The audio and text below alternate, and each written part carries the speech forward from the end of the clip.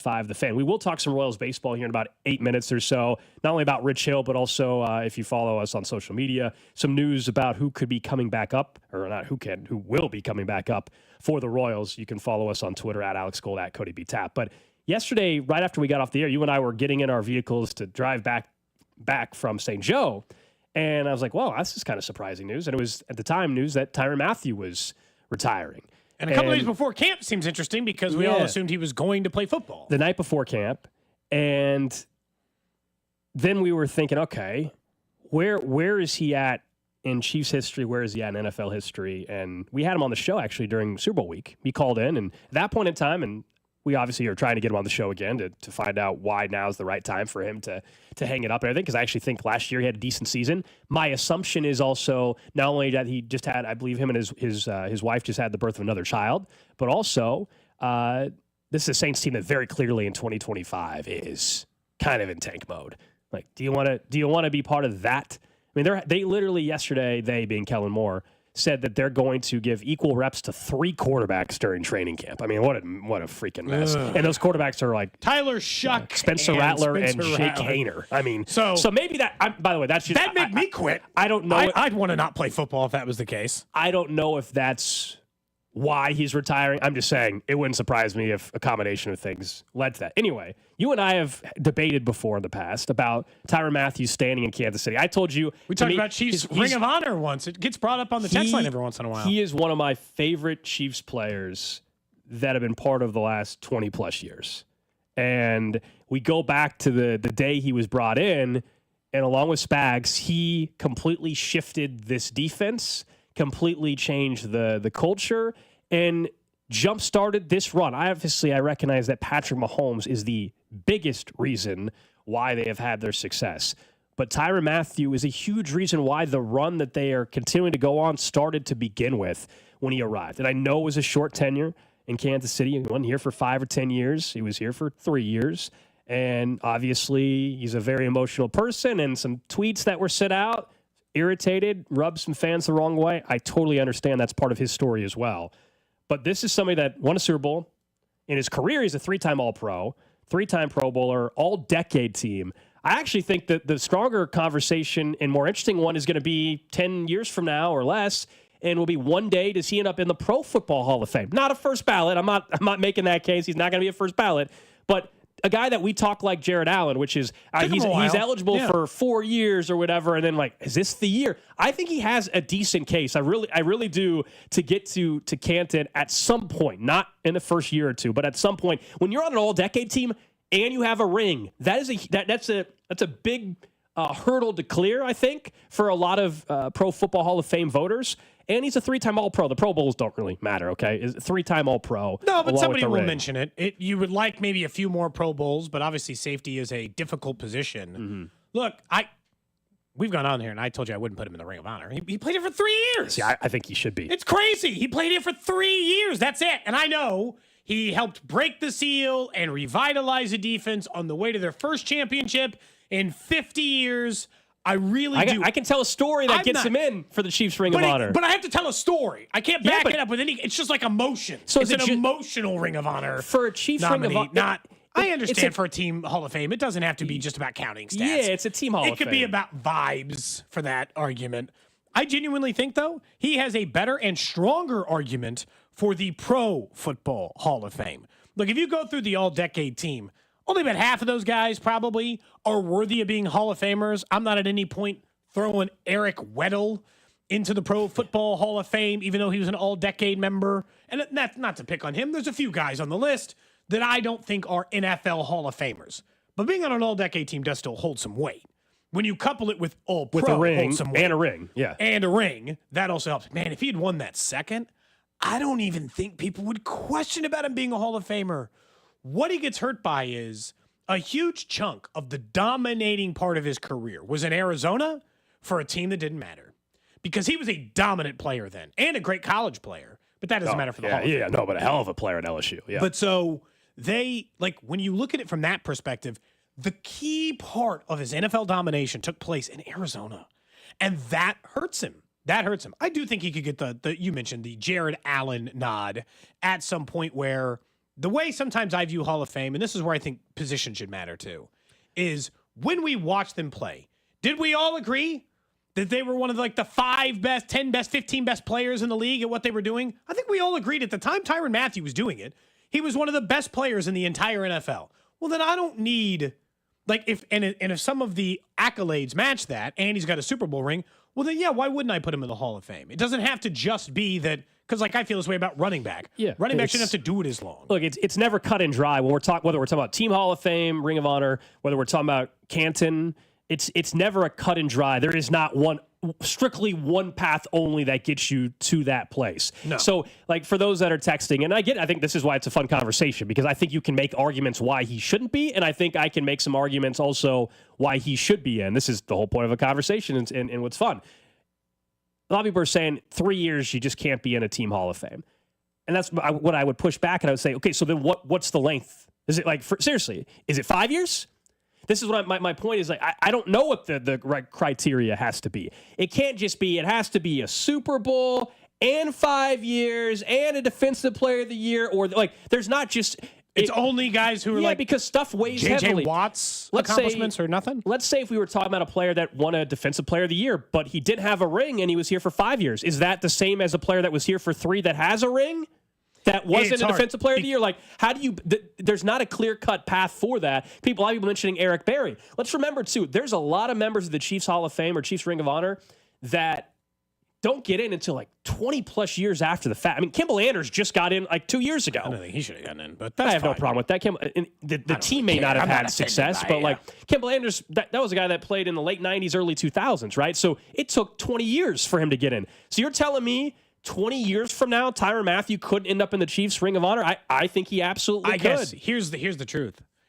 Their success hurts Tyron Mathieu in the Ring of Honor, because if we're just talking about guys who have rings, the list currently for the Chiefs it's not just that, but again, that's my point. But that's my point. It's not just the rings. No, I'm not saying to give every person that has 3 rings on the team in the Ring of Honor, or 2 rings, because that's a bunch of guys. Well, 2 rings, it would be Blake Bell, Allegretti, McColl, James Winchester, Kenny, Winchester. Do you know how many people they would have to put in? That's my point. I'm not arguing just Rashad because Benton out here in the Chiefs Ring of Honor. I'm not arguing just because he doesn't, or just because he has a ring. And someone's saying Derek Johnson isn't in. That's my point. Nobody gets in 2 years after. Like, it can take 20 years to get in. I don't know why we have this thought that, like, hey, this player's not in, so he can't be. Derek Johnson likely gets in at some point in his career. It might be 20 more years for Derek Johnson. I don't know. Again, it took Kimball Anders 20 years. It took Grunhard quite some time. He was fairly recent in the Chiefs Ring of Honor, and we all agreed, I'm sure, that he should be in, but it took a long time. So nobody's saying that because there's former Chiefs in the last decade that aren't in yet, that nobody else can be in. Like, Alex Smith isn't in yet.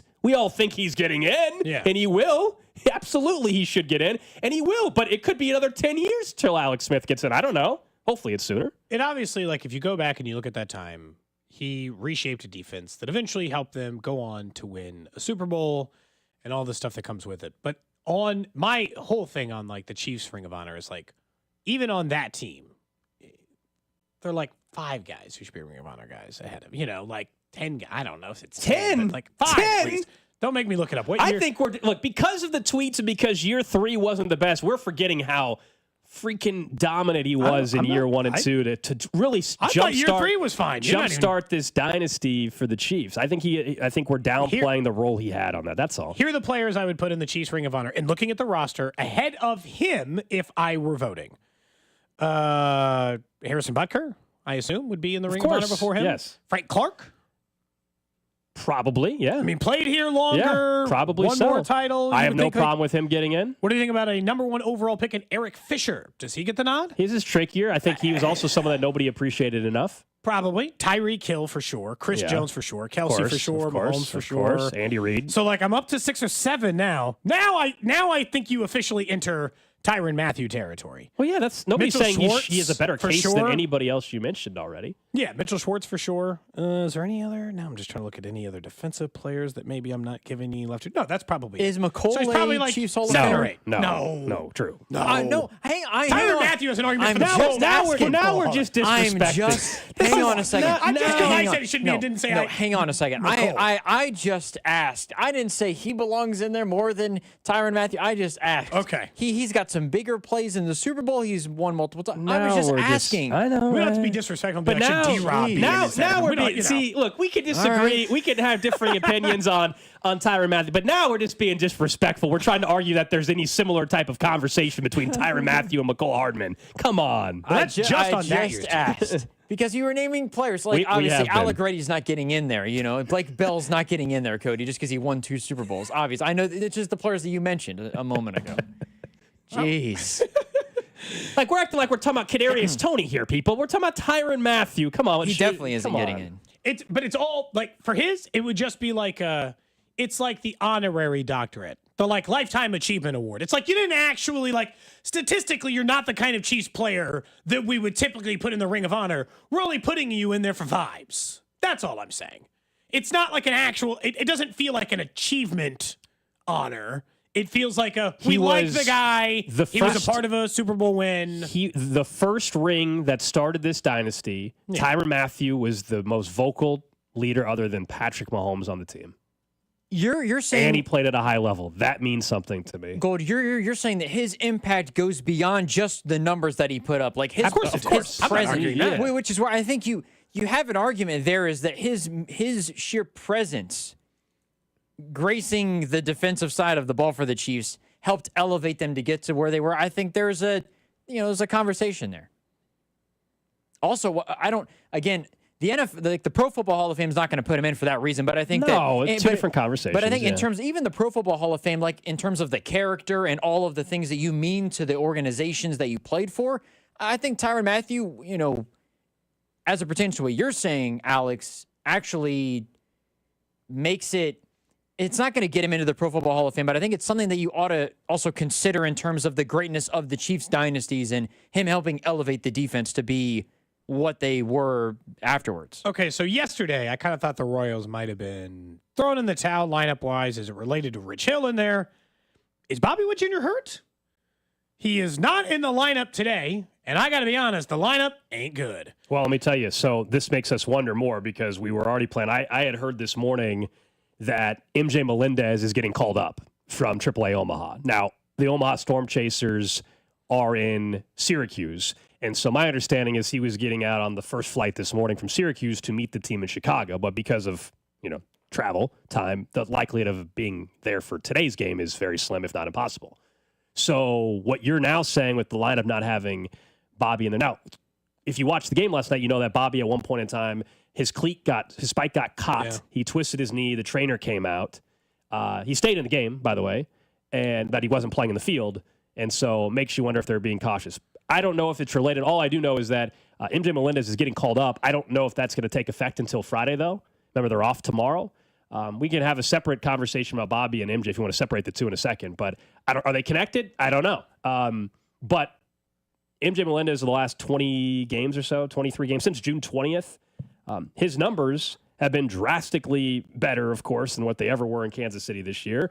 And he's going to be back up with the big league club. He had 323, 6 homers, 16 RBI, and 12 walks since June 20th. So he's been very good. And yeah, we can keep talking about, I don't know, what the next step is. Maybe they're being cautious with for Bobby. MJ Melendez. Yeah. Last night in postgame, Q said, quote, "It was nothing." That's what he said last night after game. Now, that doesn't mean you wake up this morning and you're like, my knee hurts. Because today's lineup, and then we'll talk some MJ, Frazier, Garcia, Pasquantino, 1 through 3. Frazier hitting leadoff, playing second base.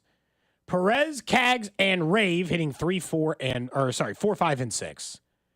Fermina's catching. Tolbert is hitting ninth and playing third base. Did anyone know he was capable? Did anyone know he even played third base? Like, what? Frazier, so the infield today is Tolbert at third, Garcia at short, Frazier at second, and Vinny at first? Cags and right? For a team Tolbert's played short and second, so I guess why not third? Yeah, fair enough, I guess, at least on that end. I will say, genuinely worried about Bobby. We can talk about that in a minute. From the MJ perspective, just because he never misses games for any reason. That's jarring to see for sure. So, but on the MJ stuff, it is kind of crazy that he's coming back up, and I'll be honest, he should have no weight on his shoulders at all. Other than, I guess, he could be worried about is what's left in my career or this kind of stuff. This is his last shot with this. For the Royals, for sure. Yeah. I never thought he'd play another. I never thought he'd get another bat for the Royals. Genuinely. I didn't think he'd play for the Royals again. I thought they'd include him in some trade this deadline or in the winter and figure out some version of that to work him through. So at least he gets another chance. And I'm going to guess that part of the reason he struggled in AAA when he first went down there was the devastating news that you were hitting 085 and you got to be a AAA player again. And not for a short period of time, for months and months. Yeah, I'm sure there was a mental hurdle to clear there. I mean, you're someone you had been in the big leagues for multiple years. You get sent down. You know you're not playing well. And I'm sure there's a lot of things that are going through your mind at that point in time. And to his credit, since June 20th in particular, he's obviously been playing very well. We'll see if it translates. This is his last shot with the Royals. You and I do know there's also the reality, whether it's this trade deadline, whether it's the offseason, could he be part of a trade as well? He's a piece that is with a bigger piece. Yeah, I mean, everything's on the table there. But knowing what they have still not gotten from the outfield production-wise, and if you're someone, and I'm on this side, I don't want them trading for a rental outfield bat, then this is your best option at this point in time to see if something has been corrected or not. If not, then you move on in the offseason or something like that. But yeah, my guess is he'll make his return officially Friday back at the K. But they were in Syracuse last night, and so he's in Chicago or on his way to Chicago or whatever. So just meet with the team and then catch up with them there and then cruise on the west way back to Kansas City. Makes sense. Rather than just fly you back to Kansas City now, if that's the case, then he could just play today for AAA. So we got to get at least a look of it. But yeah, I'm hoping for MJ's sake that all of this was a big wake-up call or he solved some of his issues. Because, look, he went through all those swing changes. And they were major and they were significant and they didn't work. And maybe he's still going through those and they are actively working to try to fix those things, and it's finally clicked in AAA after 2 full months of being down there. But I will say, after watching yesterday's defense and looking at the defensive alignment for the Royals today, I do not think, seeing how this is a team that does not score, that they are worse off offensively with MJ Melendez, but I know for damn sure they're better defensively. Well, last night, oh my gosh, dude, everyone was just kicking the ball around, man. It was an offensive defensive effort. Last night was like the little league stuff. I mean, mistakes you just can't make at the big league level. It was embarrassing. It really was. And I understand going into the game, you knew they were going to be defensively challenged with the lineup that they threw out there to begin with.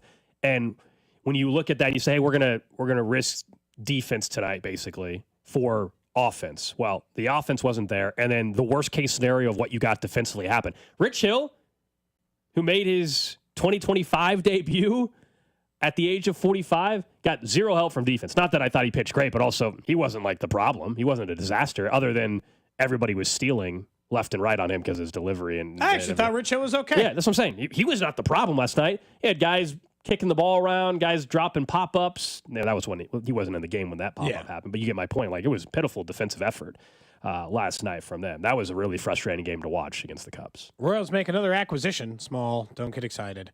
The Royals have acquired right-handed reliever Joey Kreibel, according to reports from the Rays. Joey Kreibel, man. Wow. Mark Tompkin of the Tampa Bay Times says that the 32-year-old Kreibel is not even on the 40-man roster. He's currently pitching AAA Durham after signing a minor league deal back in January. He has pitched in 4 different seasons in the bigs, posting a 3.65 ERA in 74 big league innings spread across those 4 seasons. Last pitched in the majors in 2023.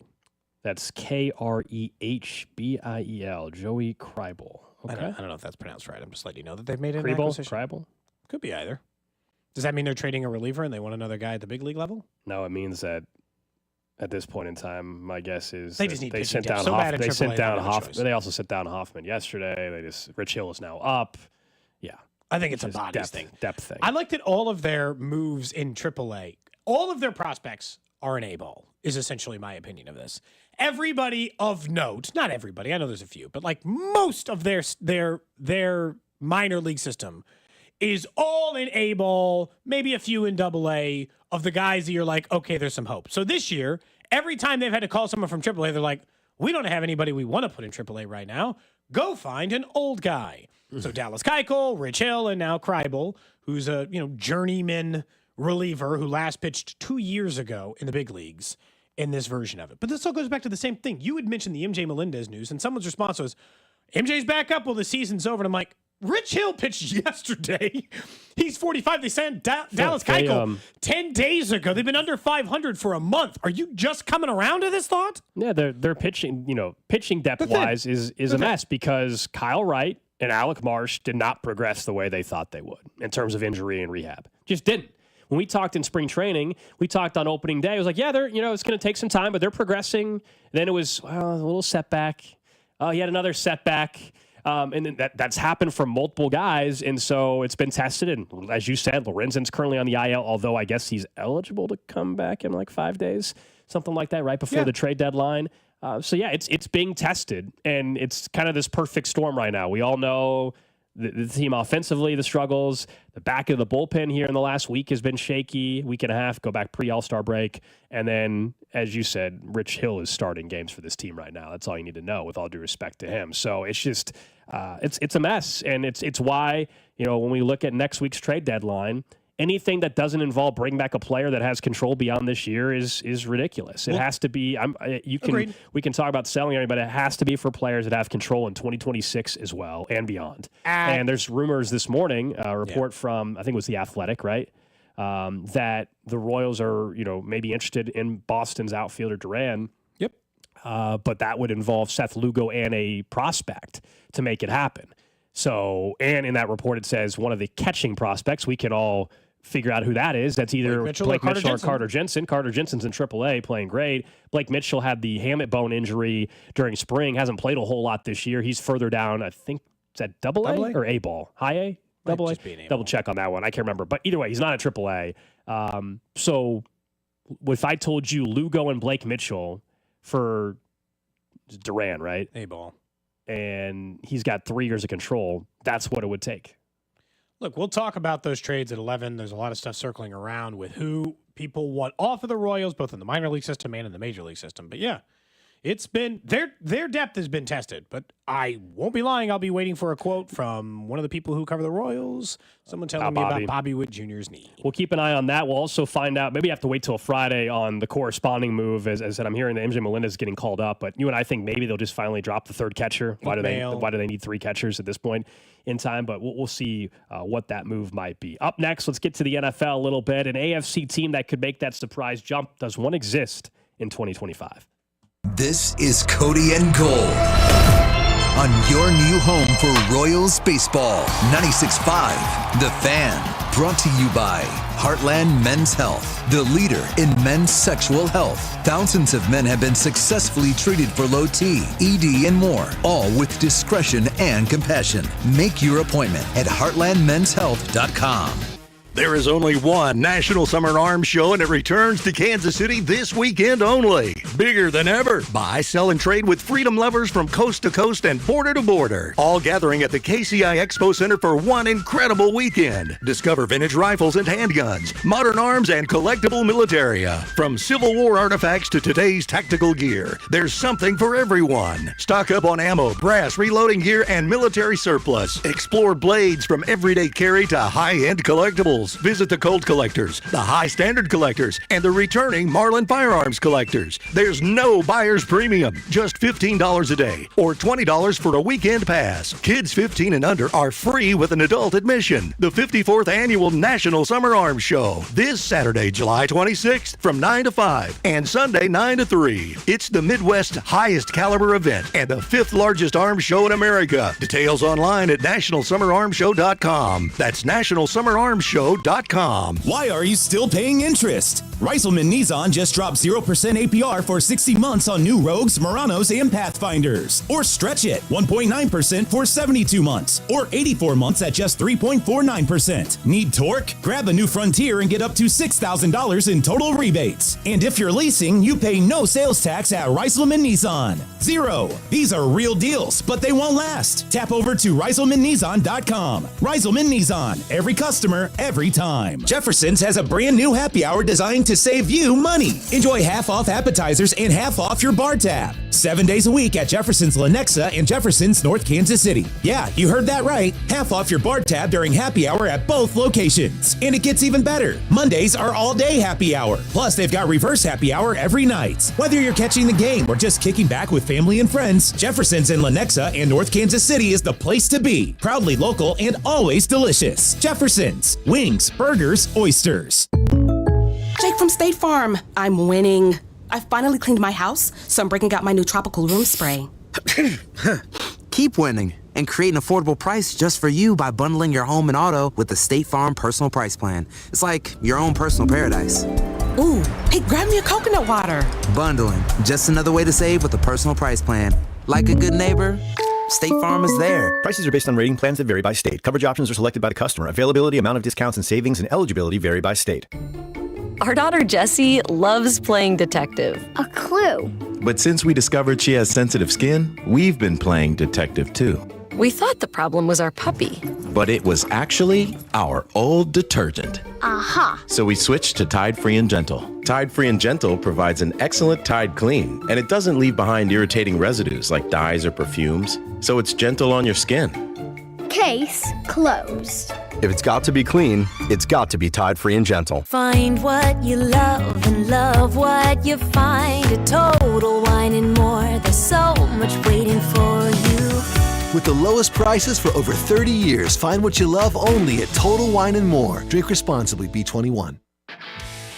This is the story of the one. As a lineman, he does whatever it takes to keep the power on in his community. And he wants a partner like Grainger who does the same. Grainger offers the professional-grade products he needs, from voltage detectors to harnesses to hard hats, plus fast, dependable delivery, so he can rise to every challenge. Call 1-800-GRAINGER, click Grainger.com, or just stop by. Grainger, for the ones who get it done. Check engine or ABS light on? Take the guesswork out of your warning lights with O'Reilly Veriscan. It's free. Ask for O'Reilly Veriscan. O'Reilly Auto Parts.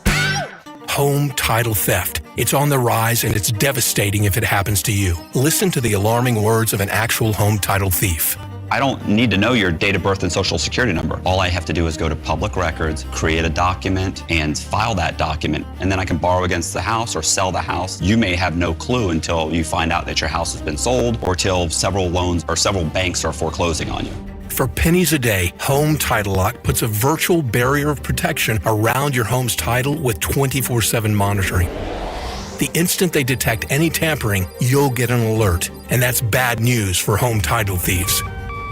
So when's the last time you checked on the title to your home? Find out if you're already a victim with your free title scan and complete title report. $100 value free with sign up. Just go to HomeTitleLock.com and sign up in minutes. That's HomeTitleLock.com. HomeTitleLock.com. Chiefs coverage on 96.5 The Fan is brought to you by Twin Peaks. Tune in to exclusive Chiefs training camp coverage live from St. Joe on 96.5 The Fan. All access player and coach interviews that you can only hear on 96.5 The Fan. Chiefs training camp coverage is sponsored by Twin Peaks. Eats, drinks, scenic views. You're listening to 96.5 The Fan from the Mission Plumbing, Heating, and Cooling Studios.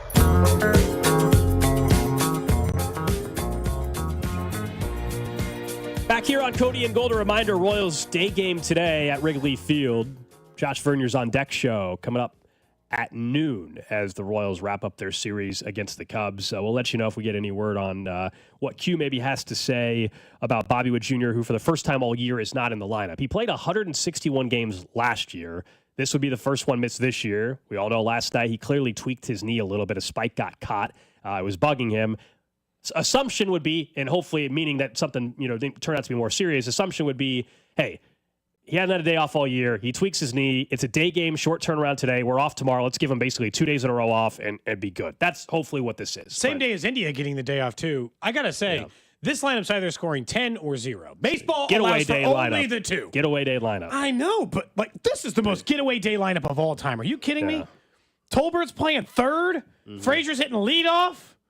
And I'm not anti-Frazier trade, as we made it clear on this show. But, whew, that's a tough one. This would never have happened if Cam Devaney was here. Anyway, all right, let's talk about the NFL in the AFC. And he's not on the team anymore. Let's move on. Has he played yet for the? I have no idea. I thought he got optioned as soon as he got traded, didn't he? Yeah, Cody was wondering if he's playing for AAA Pittsburgh. Anyway, whatever their affiliate is. I'm going to be following his career closely. As a matter of fact, it's Indianapolis. Of course it is. What's their minor league team name? The Indianapolis Indians. Oh. Wait, they're allowed to keep it, but Cleveland had to get rid of theirs? If I was Cleveland, I'd say screw that. What? Wait a second. That's still their name? And I will say this. If Cleveland how are they, if I was Cleveland, I'd say, wait a second. If the minor league team's not changing, we're not changing. They do. I did not know that. I did not know that. The logo and the mascot should change. Wait, hold on. What's their logo? I don't want to go down this road because obviously it's a very relevent topic right now around the Washington Commanders. But also, minor league teams should have fun names. Do you guys watch John Oliver helping rename a team for the St. Paul? Maybe look up the mascot too. I'm looking at it. What is that? It's like a. You're looking at Rowdy, the mascot. No, it's just a logo on the minor league website for Indianapolis. It's like it's too small for me to. I am surprised that I don't know if they've been asked to change. I couldn't tell you. Anyways, yeah. Nobody noticed, I guess. That's probably what it was. Minor league team, Go under the radar a little bit. Mm-hmm. I don't know how I was expecting Rowdy to be spelled, but ROWDY? No. Huh? That's not how they spell it. ROWDIE? Yes. Oh, okay. That is how they spell it. Yeah, I don't know. We don't have to get into the. We don't. Apparently. No, we don't. I was like, I don't think I want to do this. Let's talk some NFL, please. Let's please get away from that and talk some NFL, specifically the AFC. And we all know the NFL, at least when it comes to teams that make the playoffs or division, there's a lot of parity there, and we'll get into some of our predictions as we get closer to the season and everything. But is there any AFC team that you actually think could be a surprise team that jumps up? Like, all right, we know Baltimore and Kansas City and Buffalo are going to be there. I'll even give them the honorary. Yeah, Cincinnati is obviously clearly, I would think, the next team after that heading into the season. But is there anybody else that you actually think could jump up and be a surprise? Because Baltimore has the best odds to win the AFC right now. That just changed in the last 24 hours. That it was kind of tied. Over at FanDuel, Baltimore's plus 340. Buffalo plus 350, and then the Chiefs are sitting at plus 420. After that, it's a big drop-off. Cincy's 11-1. And then you have teams like the Texans, the Chargers, and Broncos, 12-1, 13-1, 14-1. Is there anybody from that group or further down that you think, you know what? All of a sudden, we're going to be talking about them, not necessarily that they're tier one, but they're a playoff team, and they're somewhat of a surprise. I don't know if you could even tell me that the Chargers or Broncos fit in the surprise category. If they win 12 games, I don't know if it's a surprise necessarily. That would still surprise me. Same with the Texans, a team that kind of fell back last year. Any of those I think would count for this conversation is in. If they enter the Pantheon and they are as competitive as the Bills, Ravens, and Chiefs, that is a surprising note that they have jumped into that grouping even for a single year. I mentioned Pittsburgh only because I guess if Aaron Rodgers just found it and they had TJ Watt, I'm supposed to probably take them somewhat serious. New England. It's that or New England that you think in year one Mike Vrabel gets Drake May and that team back to a respectable level enough to where they take the leap. The only reason why I'm hesitant with them is so many people are kind of talking up the Patriots like, all right, they're about to make a big leap. And I'm out of the rookie class. I don't think Drake May is terrible. I just don't think all that highly of him in terms of the ceiling. You know, I think his ceiling's slightly higher than Bo Nix. How about Jacksonville? 35-1. I'm a Trevor Lawrence hater, so I'll just be honest. It ain't them for me. I like I will say, their offensive weapons are there. I'll give you that. The offense looks nice. You bring in a new head coach potentially with the relationship. You know, maybe he can get. I know this is Trevor Lawrence's his third different head coach. Yes. I mean, it's been as chaotic almost as Caleb Williams' situation has been in Chicago. I'd look at the offense and I wouldn't be, not that I would say totally surprised if they did jump up. I would be surprised if they went 10-7 and made the playoffs. I think it would be. The Jags? Yeah, I would say it's enough to. Is that what you're talking about? Where they make the playoffs as a wild card, or do you mean like actually? I mean, like we're have starting in the a chance of contending? playoffs. Yeah, I'm talking about we make the playoffs, and one of these teams looks like they've been on par all year with the teams at the top. Oh, you know? well, then I don't know if it's Jacksonville. Then I think Jacksonville could sneak into the playoffs. I don't know if they're a. You don't think they're a 12, 13? Because you got to be a 12 win team. No. Yeah, I wouldn't say that. We're then. viewing it differently then because if it's what the criteria you're saying, You're then, saying no. Then it's not New England either, and it's not Pittsburgh Well, then either. let's limit it to the teams that could surprise. If it is entering the Chiefs, Baltimore Bills, Cincinnati tier, or just the three at the top, the only teams that have any chance would be the Chargers and Broncos. Those would be the only two that could elevate to being in the conversation for one of the top couple seeds. And that, of course, means they have to win the AFC West. They're the only two teams that could be there. If we're just saying, kind of how I was approaching it a little bit, just, hey, they're a team that surprises us, makes the playoffs, or wins a playoff game that could surprise us kind of thing, that's where we get into, I think, the New Englands, the Jacksonvilles of the world. I think that's kind of where I would be, at least. Jacksonville, I don't see it. You're not a Liam Cohen believer. Look, it served me pretty well to this point being a disbeliever in that. I don't think Trevor Lawrence has it. Or if he has it, has it in the way Baker Mayfield has it, and he's going to need to get his ass out of Jacksonville before you ever see it. Like he's going to need a fresh start, clear his head, be free of the nonsense that comes with being a Jacksonville Jaguars quarterback, and restart his life in a completely different team and his career with a completely different place. Because the weapons he had last year, Brian Thomas was a star last year. Yeah. And that team still stunk. I don't think they have a good enough offensive line. I don't think they have a good enough defense. I just think that I don't think Trevor Lawrence is good enough on his own. I wonder if Liam Cohen is the guy to kind of unlock what, not to say that Doug Peterson's a bad coach, but Urban Meyer certainly didn't have it. I mean, he was too busy threatening players and everything like that. Duval. Travis Hunter's is so much better. No, the Liam Cohen is the great one. Duval. That's the one we're looking for. I don't know why these are labeled very weird. I spent way too much time looking for that clip while you guys were talking. Duval. I do think I'm renaming that something much easier to find. Like it's just labeled Liam. I need better than that. I don't know if you would agree to this, guys, but I think Trevor Lawrence and Caleb Williams are in very similar positions now where I don't know how many years apart they are in terms of being drafted, but Trevor Lawrence, this is it for Trevor Lawrence, where I think some people think this is kind of it for Caleb Williams as well in terms of you got to show us something now where you've got good players on defense. You've got the offensive weapons. You've got the head coach now. This is where Caleb Williams takes that next step where this is, I think, the same thing where Trevor Lawrence is. You've got a young head coach, first time. Offensive weapons are there. You got Travis Hunter coming in, just won the Heisman and everything. This is the year for you to prove it or basically put up or shut up. Yeah, I gotta say, so I definitely agree with you. Caleb Williams, he has so much pressure entering the season because last year we thought he had a ton of weapons, but then we quickly realized, we kind of thought at the time anyway, his head coach is horrific. And so now we know he has a great offensive mind. Doesn't mean that the Bears are going to win 12 games, but he's got a great offensive mind around him and plenty of weapons, revamped offensive line. No excuses for Caleb Williams. Trevor Lawrence, I think people have now caught on to maybe he's just a guy in this league. And he's got a chance this year to go out there, and if he bounces back, he can once again put himself in the category of, all right, maybe I am one of the top 10 guys. He clearly is not to this point in time in his career. No.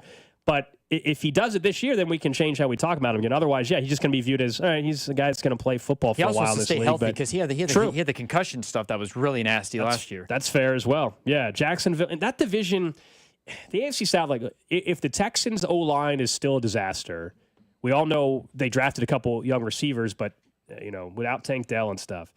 If the Texans struggle to protect Stroud again, then is there a chance the Jags or the Colts can emerge? The Colts, my issue with them is it's Daniel Jones or it's Anthony Richardson. Go ahead. What did you guys see what Chris Ballard said yesterday? I did not, no. They want to give Anthony Richardson time. He was preaching that yesterday. Well, I think Daniel Jones is starting week 1. Time to what? That's what I'm saying. Daniel Jones is starting week 1. They've mishandled him this entire time. They brought him in. They started him right away. Now they're saying give him time. They benched him. It's a complete mess. Like a lot of this is like someone just said on the text line, who's a better passer, Trevor Lawrence or Justin Herbert? Every single thing in their entire It's definitely by a mile. I think it's Herbert for sure. At least Herbert's put up the stats, and his team's won a little. Herbert's put up the stats. Trevor Lawrence, in fairness, did beat Justin Herbert in the playoffs. So I think that there's also that kind of caveat. But it's just Herbert's the better quarterback. It's one game. Herbert's the better quarterback. Like, we can think As of playoff now, wins at least. matter, championships matter, championship appearances matter. It's okay for those things to matter. We cannot make one individual game mean everything as far as comparison between two people, because it just doesn't do any good to mock it up that way. Or, who knows? Like, maybe Mark Sanchez has a winning record against Roethlisberger. We're not here trying to argue one guy better than the other because of singular playoff wins or whatever other nonsense exists. Mark Sanchez is the example that you absolutely would use in that scenario. Yeah, he's made 2 AFC title games. You'd be like, I'm sure he's got a winning record against some better than him quarterbacks, right? Like, we don't have to do that just because the team's there. Look, if we're just seeing sneak up teams, Pittsburgh might actually be my answer. And I'm barely a believer in that, I'll be honest. But it's just, if for whatever reason, two years ago, Aaron Rodgers shows up for even 3/4 of a season. They have some offensive weapons. They certainly have the defensive players in order to do it, and the coach in order to make that work. It's a tough division, so you'll notice it immediately if you think that they enter the conversation. Well, I think there's a real chance by October 1st, we're having a conversation, and nationally people are having a conversation. Hey, are we buying into the Steelers? Because, guys, I think there is a decent chance they are 3-1. What's their opening Here's for? their schedule. They open up against Justin Fields and the Jets. A win. Then Seattle, toss-up game. Patriots, I'll call it a toss-up game. Then the Vikings, they'll be underdogs in that unless J.J. McCarthy looks like crap. And then they have the Browns. Oh, yeah, for sure. 3-1 is not crazy. We could be sitting there saying, Mike Tomlin's got this team 3-1. What the heck? And then we'll be like, are they for real? And then quickly reality sets in. They have games against the Bengals, Packers, Colts, Chargers, Steelers, or Bengals again. So, yeah, that's when all of a sudden they come back to number. They have. Unfortunately. They've completely dominated that. That series has been incredibly lopsided. I think they're going to get up. Like, if I could bet, could be massive. if I could bet on like the opening 4-game record of the Steelers, I would love to know what odds I get at 3-1, and I would take it. Drew, I will say, I saw today a headline from Pro Football Talk that said, Cincinnati planning to play Joe Burrow more than ever in the preseason. Zach Taylor's got some plans. Hey, at least Zach Taylor. You're saying it like he wasn't an idiot the other years for not playing. No, he definitely Good is. for him for making the shift, by the way. 3 years later, I appreciate it for finally waking up. Maybe the rest of the organization can wake up too. Remember, Jamar Chase basically said, I know I should play more in preseason, but basically I don't want to. I mean, like. You plan on playing in preseason?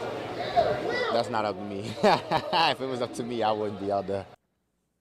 He will be playing more this preseason. If it was up to me, I wouldn't be out there, even though I know we suck in September. And hopefully, that means maybe they can start out 1-1.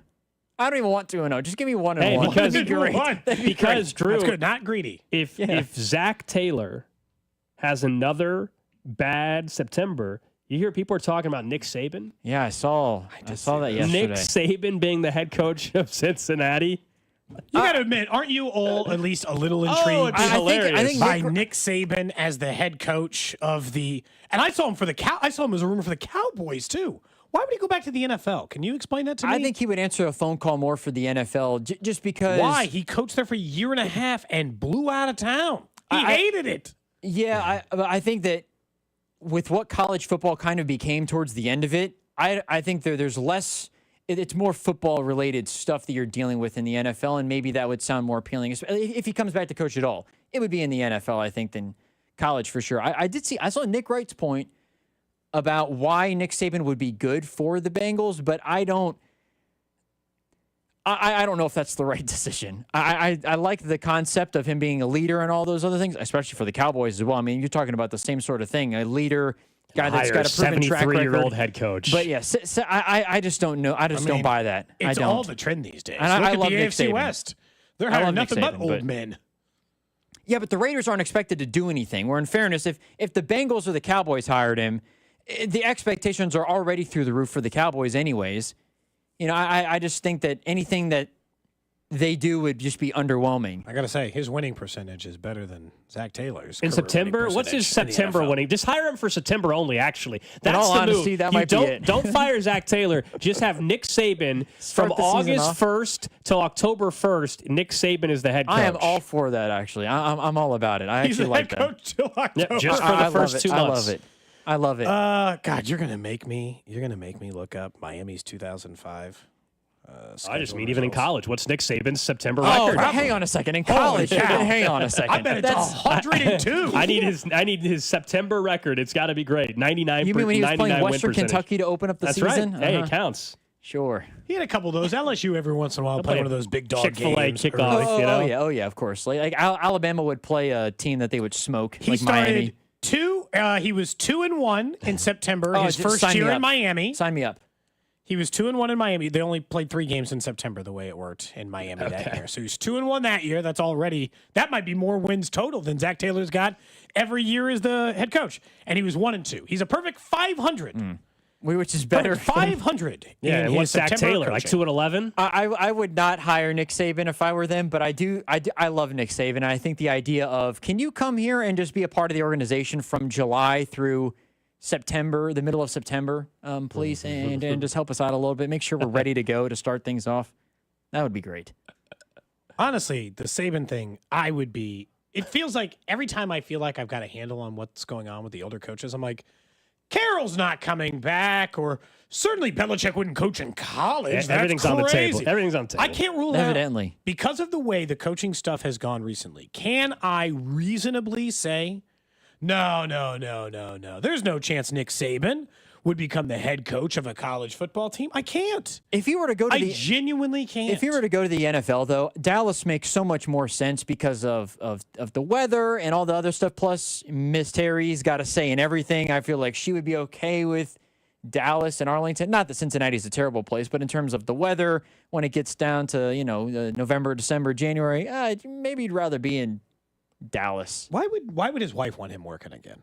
I don't think she does. I don't think Miss Terry would. No, yeah, I don't think. He's 73 and he's probably worth $100 million, isn't he? Yeah, and he's able to golf as much as he wants to and hang out at home. I think Miss Terry is quite happy. I do think, though, sometimes we forget about college with him coaches. being on TV. They hang out all the time at home. If you have an established relationship, in which the established relationship is that we work when one person is gone a lot, and then all of a sudden you're just near each other all the time, that could throw off the... You're saying there might be home drama at 73 for Nick Saban? I'm not claiming they don't like each other. I'm just saying there's an established balance of course. how our relationship works. And it has for the last however many years. Yeah, and now I'm just here all the time. Yeah. Like, that could cause, like, my wife and I, right, we don't, like, she works from home and I don't. Let's say I got a job and I had to work from home, and all of a sudden, we were just both working from home all the time. Yeah, I'm not saying that can't cause a problem. It could. It's a little bit different, yeah. Right? It's throwing off the balance of what our relationship has been up to this point. So, like, maybe she's like, yeah, get your ass out of the house. Go coach the Dallas Cowboys. I don't care. Sounds good to me. Go coach the Cowboys. Let me relax. Please. Cincinnati, I don't know why. I mean, other than, I guess, just like... It'd be for Joe Burrow and Joe Burrow alone. It wouldn't be. He's just doing it because of the LSU connection. He didn't coach Joe. What, is Ed Orgeron going to be? Hell no, Ed Orgeron is going to be no. the special assistant to Nick Saban in Cincinnati? Honest to God, I genuinely think I could have been the head coach. Ed Orgeron's just chilling on the title. Ed Orgeron's busy just chilling in Destin, Florida. Yeah, that's right. He's good for him. Nobody looks more like he said, it's 5 o'clock somewhere while wearing a Margaritaville t-shirt in their lives than Ed Orgeron. Or Ed Orgeron's just not wearing a shirt, period. He might just be there in some swim trunks. I mean, Ed O might, if he's ever in Kansas City, he might just be at the Margaritaville resort over there in KCK they just built. Oh, 100%. Ed Orgeron's just going to be chilling out over there. Residency there is what he looks like. He didn't buy a day pass. He bought a week's hotel stay there. Official, by the way, Gold, MJ Melendez has been recalled from AAA. Nick go. Lofton placed on the 7-day concussion injured list. Okay. As a corresponding move for the Royals. Quatrero will talk about it coming up in about, I think, now or so. Okay. But yes, official, as Gold had reported earlier over on social media, and we talked about it at the show. MJ Melendez recalled from AAA. Nick Lofton heading to the 7-day concussion IL. Okay. So, if you're curious whether or not that's taking place. Nick Lofton, that play was, it was on a throw. So Caglione, not on the outfield assist that he converted on. Cags threw another dart to third base. Also means no Bobby on the IL, which is good. Yeah, threw a dart to third base, and I believe Nick Lofton got clipped by the base runner last. I'm assuming that's the play. Yes, I'm assuming that's the play that it happened on. Where he made the tag and Cags made the throw, and they got the out at third. So it was on the actual outfield assist. Yes, it was on the outfield assist where Lofton kind of got bounced around a little bit on the tag. That's probably almost exactly where it is. So now we know exactly where it is. The idea that also, because they could have announced if Bobby needed an IL trip, it felt like you could have announced this thing at this moment as well. And they didn't announce that, so that also feels like good news, I guess. And because Q's getting ready to talk to the media here in a few minutes, we'll get a sense of where that injury is and where they are here going forward. Look, MJ's got 7 days to prove his worth to this team. If he's just on the 7-day concussion IL, he's got to hit, or he's going to get sent right back down to AAA, right? If it's specifically unless there's a 7-day IL, unless there's a trade. There's a trade. But I also still think if they were all playing well, then the corresponding move still is this team is keeping 3 catchers right now. I don't get it. I really don't get it. Fermin's healthy as far as we know, and so is Salvi. I don't know why they need 3 catchers. So I think that would also still be another Massey move. Comes back, another move they make. One of those moves will probably result in them not having a 3rd catcher. Yes. Like there's just a lot of difficult decisions, I guess, at least on that end. But again, they can't hit. So if MJ comes up and hits, you can't send anybody down, in my opinion, and you got to play him. If MJ just comes up and he's just like hitting 300 for a week, he has to play. If you're going to score as little as the Royals do, as consistently as they do, you don't have a choice but to play any player right now who's hot. That's why I think John Rave has been getting so much more time than some of the other guys who got called up at a similar time, similar often in some of these others. Rave has been getting more of the time because he's hitting the ball. And it's honestly, Gold, it's that simple for MJ Melendez. Come up, hit, and you'll be okay. As you sent out the stats earlier, since June 20th, MJ Melendez is hitting .323 with a .394 on base, 1,000 OPS, 6 home runs, 16 RBI, and 12 walks. So he is hitting well. AAA pitching for whatever it's worth. AAA pitching since June 20th. So maybe there's some connection there, and maybe he's started to figure out whatever the changes are he needed to make. But this is a guy who once led all the minor leagues in home runs. So if they want to take one more shot, for all the people who are like, how come Cam Devaney never got a shot? And I know MJ did. I'd rather let MJ hit for a week and just see if they've got something before they do the early release, right? On maybe Ryan O'Hearn or some of the other guys Brent Rooker. I'd rather get a shot. I don't want them trading for a rental outfield bat. And so you're now calling up somebody that was your opening day left fielder, obviously didn't even hit 100. That's why he got sent down to AAA, got off to a rocky start in AAA, and you just went through the numbers again since June 20th. You're taking another dart throw to think that has he corrected some things?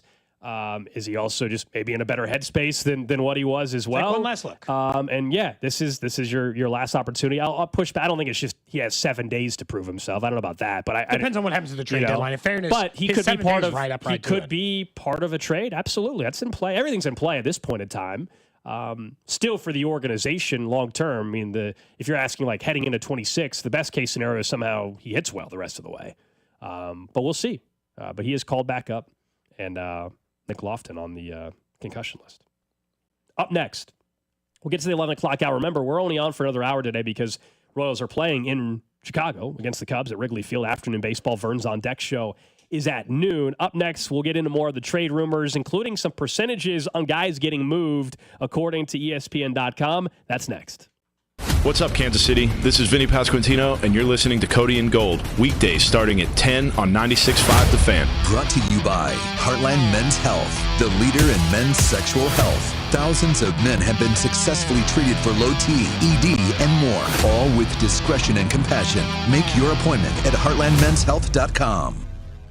You want to sit outside in the spring, in the summer, in the early fall, let all-weather decks make that a possibility by building your dream deck, the right deck at the right price. Maybe you're like, I don't like the bugs out there. No big deal. They can do screened-in patio areas just like I've got on my house. And trust me, it's amazing. Being able to sit outside and not have to worry about the bugs, it's phenomenal. Whether you want stone masonry done or covered decks or composite decks, any and every service related to outdoor projects, All Weather Decks will take care of you. They're a 24-time winner of Angie's List Super Service Award, and they want to build that dream deck for you. Check out their reviews, their awards, their work, their project pictures, or the maps of their jobs all throughout town. You could drive around and just see the quality work they're doing throughout the Kansas City area. They're locally owned and operated, and you can get your free estimate today. Go to allweatherdecks.net or give them a call, 913-206-1974.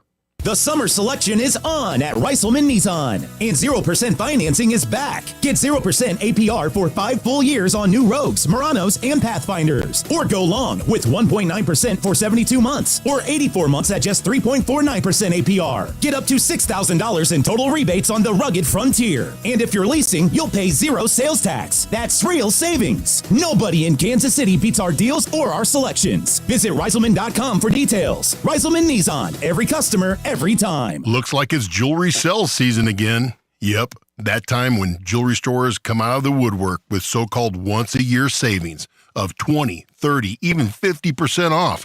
Question, doesn't that mean then that their prices are normally 20, 30, even 50% higher than they should be? Hi, this is Gene at House of Diamonds.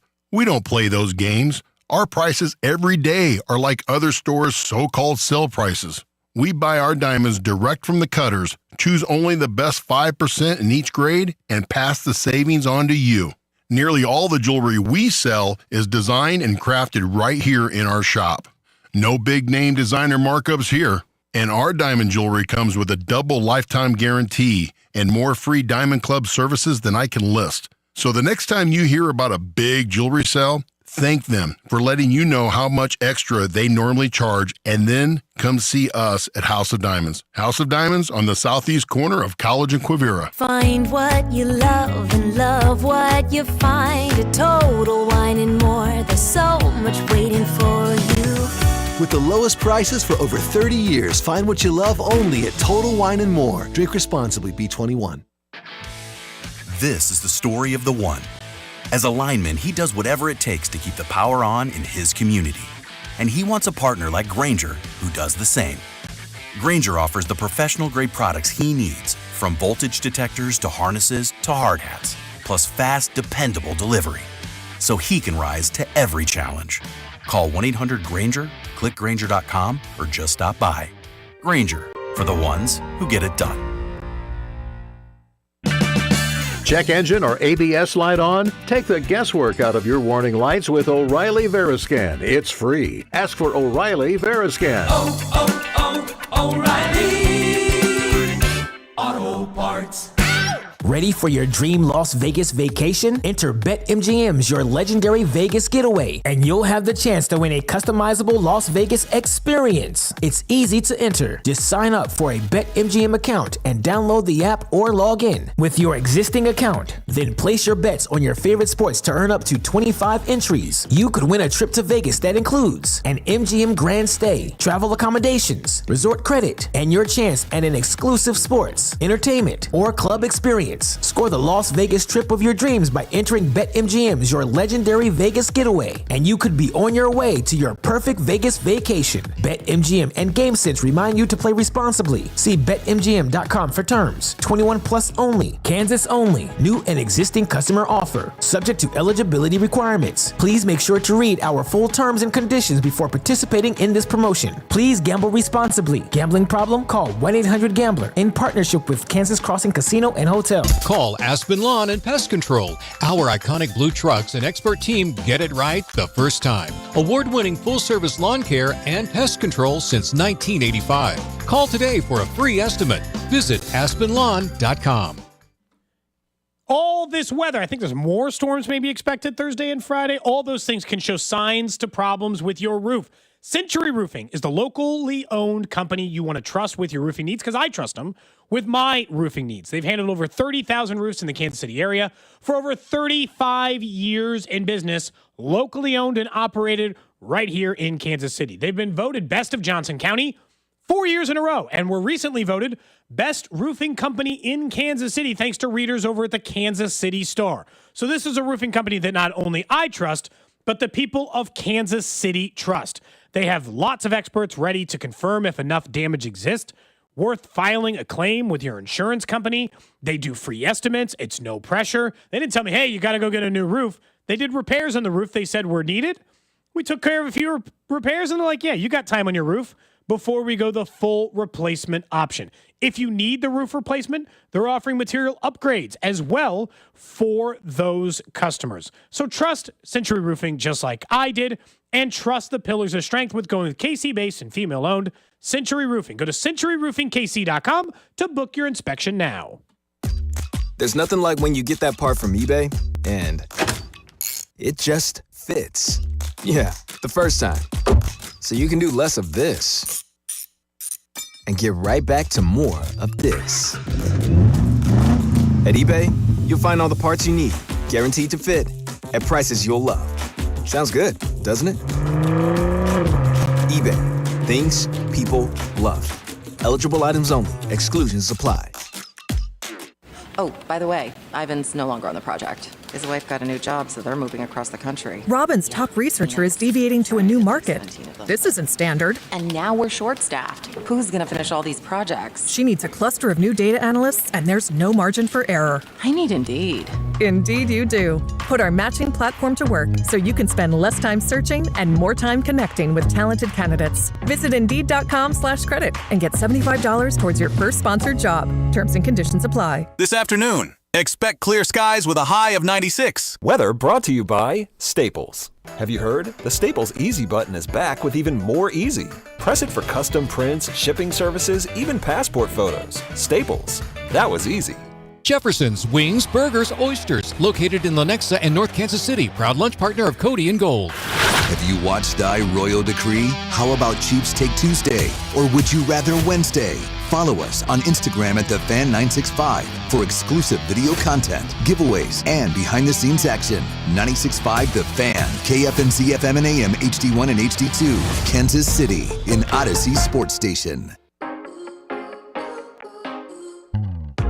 11 o'clock hour here on Cody and Gold. 1 hour from now, Josh Vernier takes over his On Deck show as the Royals wrap up their series in Chicago out at Wrigley. If you're just joining us for the first time today, the Royals did announce Nick Lofton is heading over to the concussion list. MJ Melendez, now it's official. We talked about that to start the show, but now it's official. MJ Melendez up from AAA Omaha. A lot of you not a fan. Although, I don't know, man. Offense... Look, when they sit down, I got to be honest, by the time we come all the way around to this, when Michael Massey gets called up, they'll just come full circle. Yes. In terms of, other than Hunter Renfroe, yes. Unless they pick Hunter Renfroe back up. Yeah. It'll be Massey back in the lineup, MJ back in the lineup. I mean, we're right back we've come full circle. We're right back where we started. And I understand, like, somebody's going to point out, like, selective endpoints if you say June 20th. Really, MJ's been hitting pretty well since, like, June 1st. Yeah, he's just hitting really well. We'll see if it translates to the big league level. Since June 20th.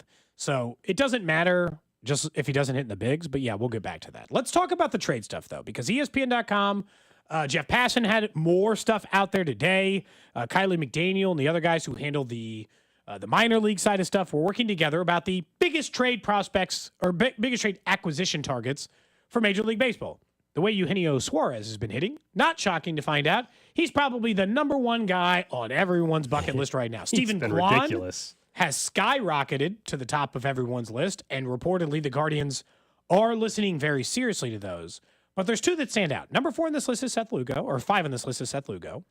He puts a chance of a trade at 80% for the Royals to let him go, including the best fits of the Cubs, the Astros, the Blue Jays, the Padres, and the Dodgers. All teams that would like to go down that road. The Cubs will get a first-hand look at Wrigley today. They sure will. And look, they're going to need him to pitch great based on that getaway day lineup and have Seth Lugo do his best. And so okay, fine. We all agree that was kind of the case. They talk about the kind of guys like, well, you know, in order to get some of those bigger name prospects, it might not just be a rental. What can they get? But they're expecting him to do it. Where it gets tied in is the Athletic article report to go with ESPN. Because the number 3 trade target for teams is Jarren Duran, the outfielder for the Boston Red Sox, in a very, very, very crowded outfield. Now, they only put the chance of him being traded at 25%. But the most recent report saying that if the Royals wanted to trade the Red Sox Lugo, a player they would have interest in, but would not give up Duran for a rental, they would have to include, likely, one of their catching prospects to go with it. So I guess, simply put, would you trade Blake Mitchell or Carter Jensen with Seth Lugo to the Boston Red Sox for Jarren Duran, a player who has 3 years of control after this year, and would still have the remainder of this year to improve your outfield. Do I think Duran is, the piece mentioned this too, is Duran a superstar outfielder? No. Okay. He had a superstar year last year. Yeah. Kinda. Is he that? Probably no. But is he extremely athletic, above average outfielder? Yeah. I think with multiple Much years, better than yours, with yeah. multiple years of control. Yeah, I think Duran fits that. If you're asking me which Royals catching prospect I would be willing to trade more than the other, that one's a challenging question because right now Carter Jensen's in AAA, and so he's already closest. And Blake Mitchell's an A-ball. So, the Royals have to rely on their own internal scouting and projections for guys on which player. And I don't know which player would the Red Sox be more interested in? I don't know the answer to that. But would I do, in general, one of those two catchers and Lugo for Durant? Yes, I would do it. You're going to have to give up something to get another team's player with control that also happens to play outfield, which is also the position we know. Now, if you're looking at the Cubs who are interested in Lugo, I don't know what that's going to take. That gets back into the, the Owen Cassie or whatever, but reports have been recently that, now maybe they're just purposely putting that out there, that the Cubs are not willing to trade that Owen Casey or Cassie kid, their number one prospect. But they also may just be putting that out there at this point. In a 3-year sample in which he's been a full-time starter in the major leagues, Duran's been really good. He was a 2.2 WAR player 2 years ago in 2023, a 295 with a 346 on base. Last year, and I did not realize this with Duran, a guy who could be on the block. This is how deep their outfielders are. He was an 8 WAR player. He led the majors in doubles. He led the majors in triples. He hit 21 home runs to go with it. Yeah, he's he also 28. had 34 stolen bases and hit 285 with a 342 on base. This is why I think the Royals are probably serious about him. He is a prototypical Royals outfielder. A good athlete who plays good defense, who gets triples and stolen bases. Come on, Gold. Does that sound like every outfielder they've tried to draft for the last decade in the Royals organization? He's tailor-made, and you get him for years 28, the rest of this year, 29, 30, and 31. All right, fine. That's a perfectly lined stretch. He's going to get owed, I think, $8 million next year as a club option and then 2 years of arbitration. So maybe he's 3 for 30, maybe 3 for 40 as a player. That's a number that you can stomach. And right now, because Seth Lugo's a rental, a player that you could hypothetically re-sign in the offseason if you wanted to, I'd be all over this. Stop. All of your prospects are an A-ball. Letting go of Blake Mitchell, in addition to it, would be an easy move for me if Duran was really on the list. Yeah, I mean, this would someone's saying, see, these are two unrelated. This is the perfect world stuff that doesn't exist. Someone's like, why not just trade Freddie? Well, yeah, but that's not what it sounds like we'll take, right? Like, of course, yeah. I would also like to trade. Look, Freddie Fermin's been a great player for this organization, but I also would like to trade the guy that's not a top prospect in my system to get a deal done. But that, if you're telling me and the reports are true that it's Lugo and one of your top catching prospects, then you can't say, well, how about Freddie? It doesn't work that way. I would also be willing to do that instead of trading Carter Jensen or Blake Mitchell. But they're not going to do I that. would make the trade if it took Blake Mitchell or Carter Jensen, if that's what it took to get Duran. The other part of it, will be interesting to see, Cody, is it's not just the Royals that are interested in that. Like, do the Royals have the best package to offer? Because the Padres are interested in Duran. The Giants are interested. Philadelphia's interested. So what does that look like? And do the Royals have the most competitive offer? The reason why the Red Sox are willing to trade him is not because they're not happy with him. It's just that they have some unbelievable prospects they just called up that are outfielders. Roman Anthony, the Rafaela kid or whatever. They're loaded. They have a bunch of young studs. It looks like they just called up this year. They don't need to hang around. And they love shedding payroll for whatever reason. Yeah. So, like, Duran's owed more money. And maybe they don't think he is the player he was last year. Are you going to make a Duran song if he a new one? If he ends up here, happily. If he Hungry gets, like the wolf is on deck. I can just see it now. Because all I can keep thinking of is Duran whenever we keep saying Duran. So if it's a big if, Somebody says traded. I'd trade Luke Mayo for Duran straight up. Yeah, same. They're obviously being sarcastic. Absolutely. Why not? Yeah. It's not that they just want a catcher. It's that they want a young catcher in their system ready to be like the guy who comes up here in a little bit. It depends on, and look, truth is, I'm almost always more willing to trade the person who's in the lower levels because Carter Jensen has proven he can hit an A and AA and now AAA. So he's done it at every level. I've never seen Blake Mitchell pass A-ball. Yeah, he dominates A-ball. He's been hitting in Arizona coming back from the injury still. So, like, I'm not saying Blake Mitchell is obviously as good of a prospect as Carter Jensen was. Carter Jensen just further along. And some of that is, as I know Salvi's getting closer to the end, I might want a player a little closer to that eventual timeline. Text line saying they're hearing that Cam Devaney would have been the piece to seal the deal if they still had him, but that's going to blow up the whole trade. That's unfortunate. Coming up in 9 minutes, we will get to the trash of the day. We have to briefly talk about the circus that is the Dallas Cowboys, because the Dallas Cowboys, they're always a circus. Always are. They always wait to the last minute to pay their stars. The last 2 off seasons, it's been Dak Prescott and CeeDee Lamb. We know Micah Parsons wants a new deal, and just 2 days ago, you had Jerry Jones publicly talking about a player in which they gave money to that's been hurt since then, and just stuff that you would never publicly want your owner to say about a player that is important to your franchise. Just because we sign him doesn't mean we're going to have him. He was hurt 6 games last year. Seriously. Jeez. We've signed, I remember signing a player for the highest paid at the position in the league, and he got knocked out 2/3 of the year, Dak Prescott. So there's a lot of things you can think about when you, just as the player does, when you're thinking about committing and guaranteeing money. What are these? This is 2 days in a row between Mike Brown and Jerry now Jones. Just like players don't get hurt? Well, Old man yells at clouds is what it's been the last 2 days in the NFL. It's the fact that these things are being said publicly.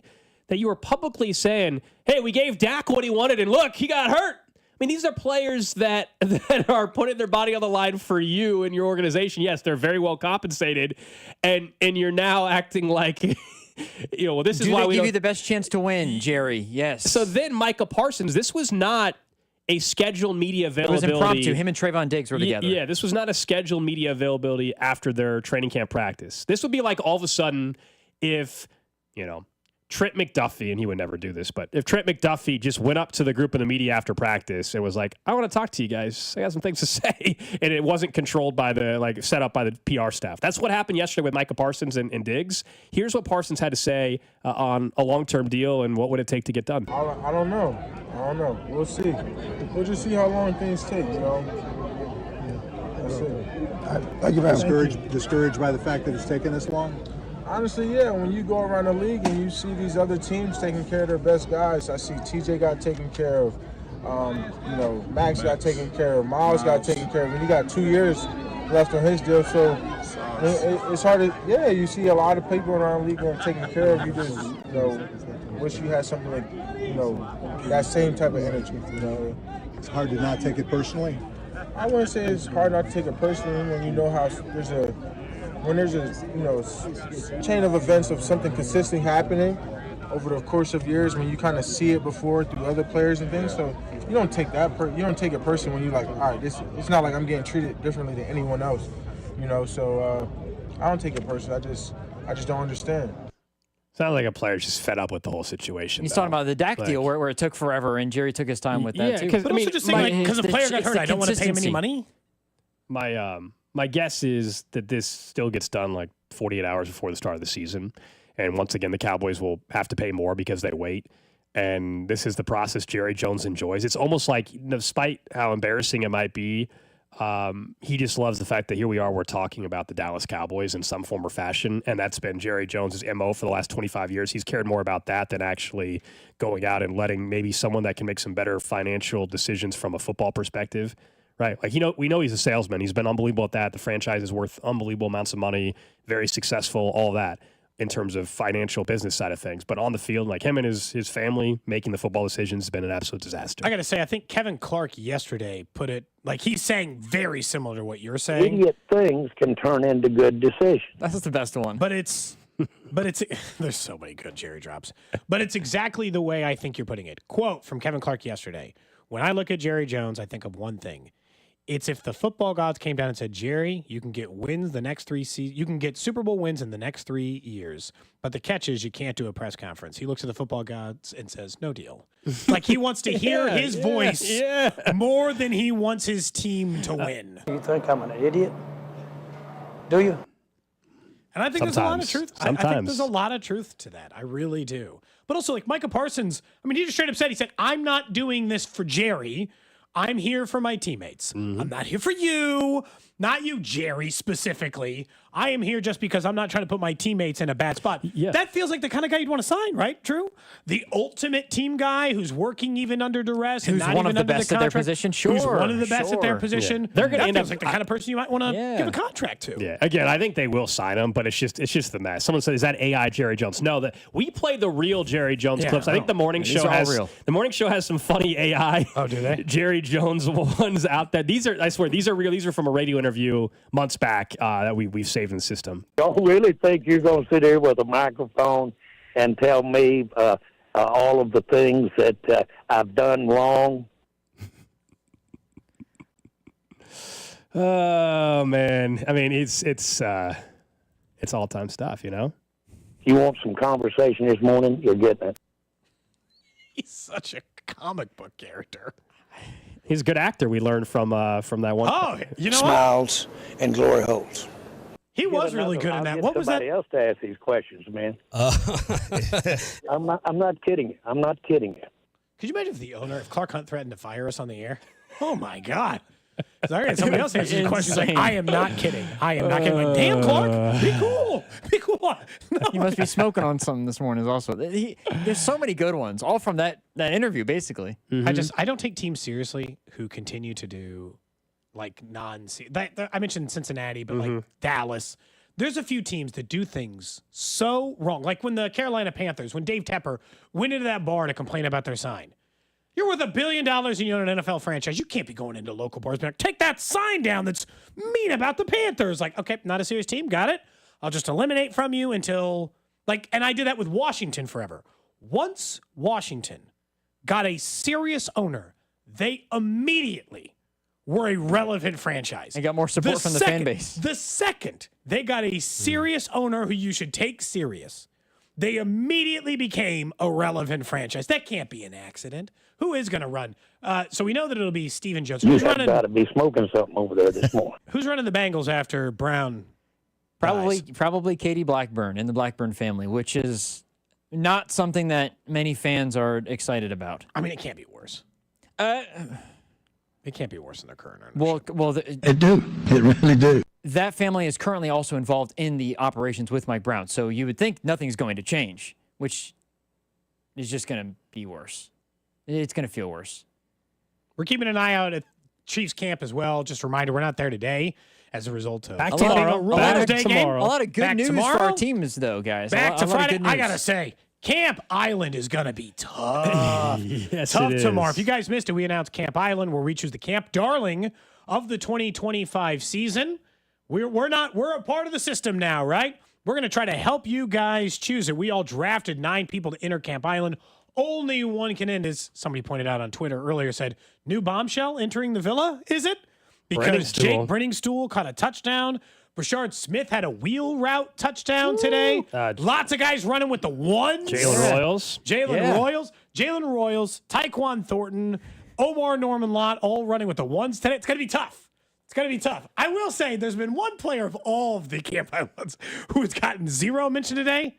It's going to be tough. Going to be tough for Spivey tomorrow. He's already on. You need your boy to have a one-handed red zone catch from Minshew is what you need. I do. I need that. Otherwise, he might get eliminated on day number 1. But you know what? You guys are laughing, but then it's going to be fourth quarter preseason game 1. He's going to go off. 2 touchdowns. You're going to want him back on the island. If he goes off for 2 touchdowns, I'll be honest. I think he gets invited back. You get 2 touchdowns in a preseason game, you get back on the island immediately. Wow, and we got to do a double elimination? Yes, of course. Ooh. You get 2 touchdowns in a preseason game, you are back on Camp Darling Island. All right, let's get to the trash of the day. Trash of the day. No, we do not have an update on Becca. There is no Becca update. Cody's been driving all over the city looking for her. We do not have an update. Did you go to Lee Summit yet? No, but somebody sent me a picture. It does exist. There was this man went around the metro trying to get in touch with Becca. There was graffiti in St. Joe that had Becca on it, too. It's weird. For real? No. Let's see it. Yeah, Cody went in and is trying to search for her as well now. You're in on it. All right, let's get to a couple here. This one takes us to Florida. A man driving a lawnmower on a Florida toll road was arrested. We've had something similar to this before on Trash of the Day, but this gentleman was arrested on Friday after driving a riding lawnmower on Suncoast Parkway while intoxicated. Florida Highway Patrol troopers received multiple reports of an erratic vehicle on the highway shoulder, and they found this gentleman showing clear signs of impairment, including pinpoint pupils and flushed skin. He refused sobriety tests, failed to provide a urine sample. He was charged with DUI, released on a $500 bond. And yeah, this is not the first DUI case involving a lawnmower in the state, as Florida classifies them as vehicles subject to drunk driving rules. Have you guys ever had a riding lawnmower anyway? You have the yard for it. I have. So I don't know if it'd like tip over. It's so steep. You gotta be kind of careful. The hill might be a little rough for the riding mower. I've used a riding lawnmower, including one of those zero-turn ones with like the levers. Ones where you stand up too? Yeah. Oh, those are the ones that go fast. Those ones are awesome. They'll zip through a yard quick. Every time I see them doing like the apartment complex not far from me, I'm like, can you please just take that thing right up the yard? Just real quick. No big deal. It'll take them 5 minutes. Here's a 30 spot. Just real quick. No, but you don't Did you see that mow your lawn? In some states now? It does seem kind of crazy you could get a DUI in a mower, but I don't know. But he was also driving on, like, that's the on thing. the highway or whatever. He wasn't in his neighborhood. This guy was on the highway. That fine. But if I'm in my yard, what's it matter if nobody's going to bug you if that's the case. You're worried I'm going to run over my own arm? The only person I can hurt is me in this scenario, Look, right? if you're in your own yard and you have a riding lawnmower and you got a beer in your hand while nobody's going to bug you, okay? The minute you start taking the lawnmower down the street to the Quick Trip, that's when you got a problem. Yeah, you got to draw a line. Did you see some states are now, like on the highway, obviously they still have to, keep the grass mowed and everything on the on the side of the highways and everything. And so to keep their workers, whether it's, I don't know if they're doing this in Kansas or not, but whatever Department of Transportation worker in whatever state, they have robot like lawnmowers now. Instead of having like workers near the highway on these weird slanted hills. Doing the robots. They're doing robot mowers on a lot of these highways. I got to say, that's what I'm going to do eventually on this hill. This hill from my front yard, I'm going to be a robot mower guy. You're just going to sit there on your deck and just. I'm going to do the one that does it like a Roomba. I'm just going to map out the damn yard and then kick around. Yeah, those have been around for a while. Expensive. It is funny that this I don't story need like the came simulator. up. It's funny that the story came up. Sad. I haven't driven a lawnmower on a highway, but in Pensacola, there was a gas station that was maybe like, I don't know, a 5-minute drive. This person, every now and then, would drive their lawnmower like on the side of the road, would have like a trailer on the back, and they would go and get like ice, like bags of ice, pop it in the back of the lawnmower, fill the lawnmower up with gas, and then drive it back home, I would assume. Huh. Shout out to Florida. It definitely screams Florida. This story does. That is the trash of the day. Up next, we've got an update on Bobby Witt Jr., some media that are in Chicago getting us that update. We'll talk to you about Bobby Witt not being in the lineup. That's coming up right here on Cody and Gold. This is Cody and Gold, brought to you by Heartland Men's Health, the leader in men's sexual health. Thousands of men have been successfully treated for low T, ED, and more, all with discretion and compassion. Make your appointment at heartlandmenshealth.com. Tune in to hear Royals insider Josh Vernier every Wednesday at 12:30. We need to nip this in the bud. We need to nip what in the bud? On your home for Royals baseball, 96.5, The Fan. A brand new career could be around the corner for you. You don't have to keep waiting and figure out like, when do I start this new opportunity? Centric is ready to start that new career for you in IT. Yeah, we've talked a lot about AI on the show, whether it's during Trash of the Day or other things, but how about putting AI to good use as well? You can move forward with Centric. They give you all the tools to grow. They offer hands-on IT career training, whether it's AI solutions for business, professional video studio, flexible meeting spaces. And what's great about their curriculum, if you're someone that has a job right now, but you want to find that new career path, but you can't afford simply to just quit your job, right? You can do both. They have flexible scheduling, right? So you can do evening classes, you can do classes in person, you can do classes online. They have that flexibility for you. Having that, especially as like I went to school a little bit later and stuff like that, it's so much better to have that flexibility. If you're looking for that new career, IT is the future. Talk to our guy Russ at Centric.com.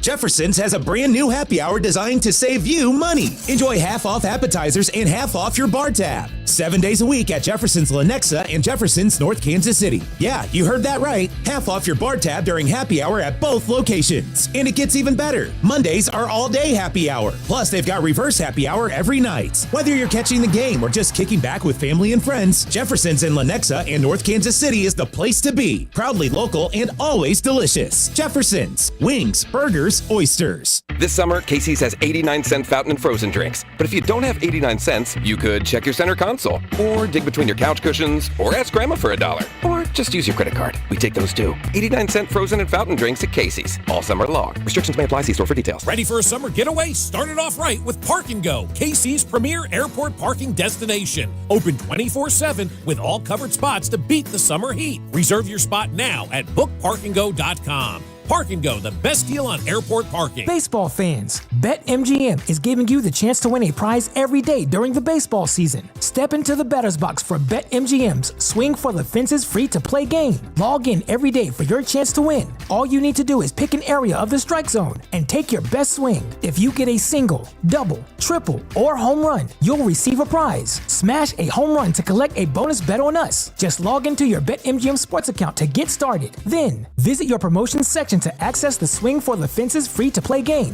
You'll score a prize if you hit a single, double, triple, or home run. There's nothing more exciting than going yard, so swing for the fences with BetMGM. BetMGM and GameSense remind you to play responsibly. See BetMGM.com for terms. 21 plus only. Kansas only. Existing customer offer. Subject to eligibility requirements. Rewards may vary. Bonus bets expire in 7 days. Please gamble responsibly. Gambling problem? Call 1-800-GAMBLER. In partnership with Kansas Crossing Casino and Hotel. There is only one National Summer Arms Show, and it returns to Kansas City this weekend only. Bigger than ever. Buy, sell, and trade with freedom lovers from coast to coast and border to border. All gathering at the KCI Expo Center for one incredible weekend. Discover vintage rifles and handguns, modern arms, and collectible militaria. From Civil War artifacts to today's tactical gear, there's something for everyone. Stock up on ammo, brass, reloading gear, and military surplus. Explore blades from everyday carry to high-end collectibles. Visit the Colt collectors, the high standard collectors, and the returning Marlin firearms collectors. There's no buyer's premium, just $15 a day or $20 for a weekend pass. Kids 15 and under are free with an adult admission. The 54th Annual National Summer Arms Show, this Saturday, July 26th from 9 to 5 and Sunday 9 to 3. It's the Midwest's highest caliber event and the 5th largest arms show in America. Details online at nationalsummerarmshow.com. That's nationalsummerarmshow.com.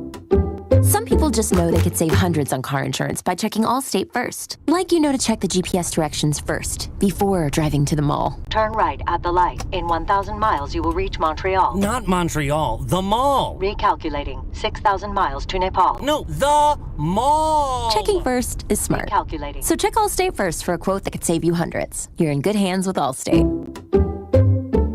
Savings vary. Subject to terms, conditions, and availability. Allstate Fire and Casualty Insurance Company and Affiliates, Northbrook, Illinois. This is the story of the one. As a safety manager at a manufacturing plant, he does everything he can to keep his coworkers safe. From finding ways to reduce risks to keeping safety supplies in stock. And for that, he relies on Grainger. Grainger offers a broad range of quality products and next-day delivery, so he can always play it safe. Call 1-800-GRAINGER, click Grainger.com, or just stop by. Grainger, for the ones who get it done.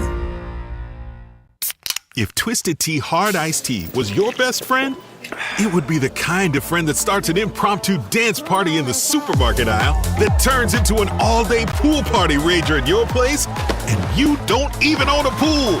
Twisted Tea Hard Iced Tea turns any day into a legendary adventure. It's smooth and refreshing real iced tea with just the right kick of alcohol. Twisted Tea Hard Iced Tea. Keep it twisted. Twisted Tea Brewing Company, Cincinnati, Ohio. Please drink responsibly. Find what you love and love what you find. A Total Wine and More. There's so much waiting for you.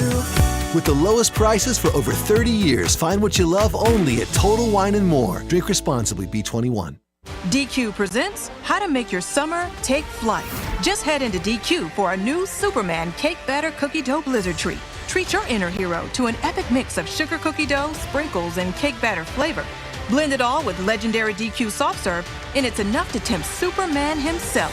Fly into DQ for our new Superman Cake Batter Cookie Dough Blizzard Treat before it's gone. And don't miss Superman, only in theaters July 11th. DQ, happy tastes good.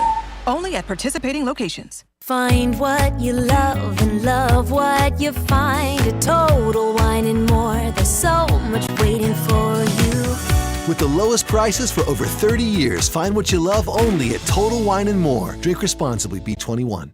The second half of the baseball season is in full swing, and that means the summer heat, of course, has arrived. The guys over at Climate Control have been serving KC homeowners for over 35 years, so they know how to get your cooling system ready to handle this scorching hot summer weather we're dealing with. How about you stay cool and comfortable this summer by calling Climate Control today at 816-265-2830. That's 816-265-2830 to schedule your AC system tune-up for just $59. Don't wait. Visit ClimateControlKC.com today. Climate Control Heating, Cooling, and Plumbing.